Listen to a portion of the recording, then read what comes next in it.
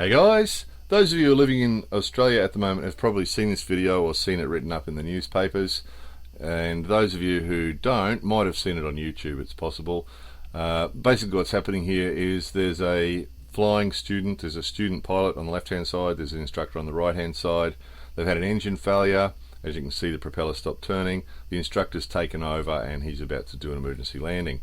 Now let's start by saying that the instructor, the young guy on the right there, is 21 or 22 years old and did an absolutely beautiful job, stayed nice and calm, and looks like he did a fantastic job of putting the plane down, as you will see. What this is about though is the media, because all over the Australian media at the moment is a whole heap of stories about this crash landing and about how this hero pilot, hero is the most overused word by the media, how he's done a textbook landing. So we'll just start with the crashed landing thing. Occasionally it is true that a plane will crash on landing, and sometimes a plane's on approach and it crashes, and we talk about a crash on landing or crashed on landing. But this is not a crash landing, as the media are calling it.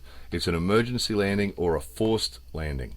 So he's flying along, the engine's failed, and he is forced to land. And as you can see, he's got a fair bit of time. He had a bit of height on, so he's got a fair bit of time to get it together and organise where he's going to go. So it's not a crash landing, it's a forced landing. He's doing a very good job of it. It also said that he'd done a textbook. They kept saying it was textbook. It's really not true. He did some checks there before he started to look for somewhere to land, but really there's a series of electrical and fuel checks and attempts to restart that we usually do in this sort of circumstance, and he didn't do all those, and before touching down he also didn't open the doors. So there's at least a few things on the checklist that he didn't do. So it's not really a textbook landing, but it's a supreme effort. The young guy's kept his act together, picked the right place to go, put it into the paddock really nicely here, and done a fabulous job of it. So he's done a supreme job. This isn't a criticism of him, it's a criticism of the media. We're pointing out again, as we did on a previous video, how the media take a little bit of information, no knowledge at all, and put it together into a dramatic story talking about crashed landings.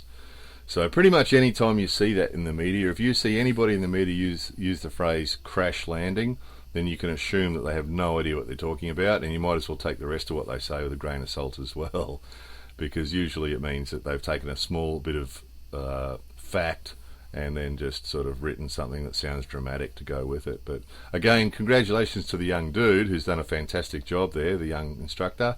And as for the media, get it right, you assholes. More videos coming soon.